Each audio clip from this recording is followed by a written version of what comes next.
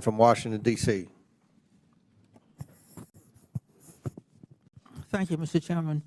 Mr. DeJoy, I have written to the Postal Service many times in recent years about issues in the District of Columbia, including mail being stolen, burned, or otherwise destroyed, lost, or not delivered. Recently, I asked that the Postal Service hold a community meeting with me and my constituents in Ward 5.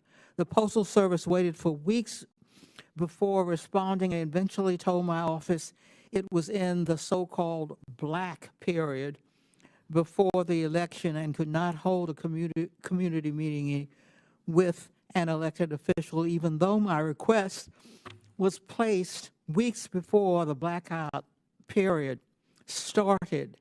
I then requested that the Postal Service contact the relevant stakeholders to hold the meeting without me during the blackout period. This never happened. My office has contacted the Postal Service since the end of the blackout period and still has not received a substantive response about this meeting request. So Postmaster DeJoy, will you direct the Postal Service to work with my office and hold this meeting as soon as possible? I will immediately get into it, and most likely that will be the outcome. I need to understand what the circumstances is, but we need to do this is an organization that has a lot of complaints against it, and its people get somewhat averse to extensive communication, which is something that we're trying to change here. But we have begun going out with different congressional and state and local people and trying to amass a communication process that not only resolves problems, but also teaches the people that we're engaging with the problems and reasons as to why why we're doing things, and hopefully build some equity and understanding of the problems that we face. Despite the accusations, we do a tremendous amount of communication. Often, we're not clear enough in our communication, or people don't like the answers to what we communicate.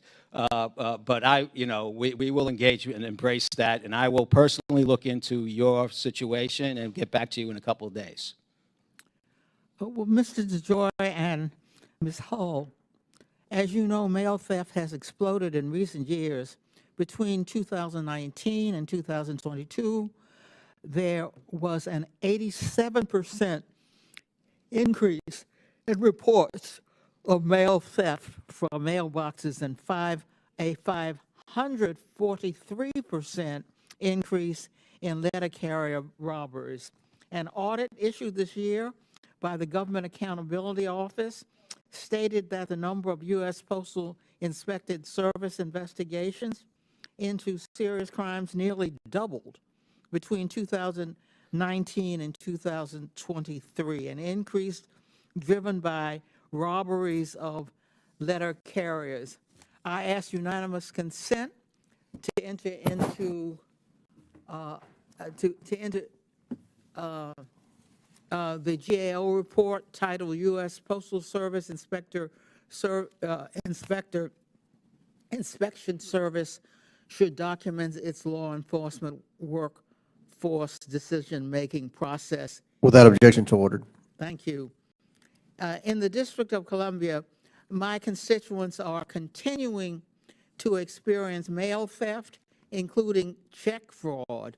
Postal theft endangers our hardworking postal employees and our constituents who have had money stolen and are missing important packages and mail. Ms. Hull, what is the effect of the rise in mail theft on letter carriers' safety, health, and well-being? Yeah, I think the mail theft explosion is, as you said, very concerning and definitely has an impact and raises issues with letter carrier safety. We also, similar to GAO, I think before the GAO report that you mentioned, we issued a report on the Postal Service's response to mail theft and are continuing to do local visits. We've done Queens, New York, we did Chicago, we've done San Francisco.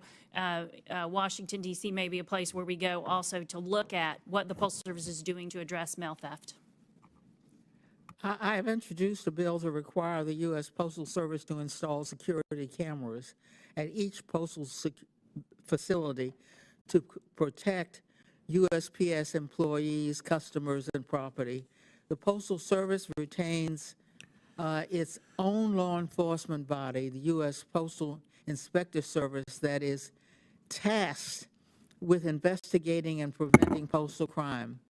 For more than 50 years, postal police officers have been responsible for protecting postal employees, customers, and property. The Postal Service employs approximately 450 uniformed officers around the country. These officers defend the Postal Service mission around the clock, 7 days a week. It is more important now than ever that the Postal Service retain the ability to adequately investigate postal crime. All right. Okay. However, Go ahead. However, in 2020, soon after Mr. DeJoy became Postal General, the Postal Service, and here I'm quoting, declared that postal police officers should no longer be assigned to investigate or prevent mail theft or protection of letter carriers, end quote, except in cases when the theft or violation occurs directly on Postal Service premises. I have co-led on legislation to reverse this directive, Ms. Hull. How does this? I'm sorry, I'm going to have to, it's 2.5 minutes over, but we can submit that question about the police officer to the Inspector General, if that's okay. Is that okay? Okay.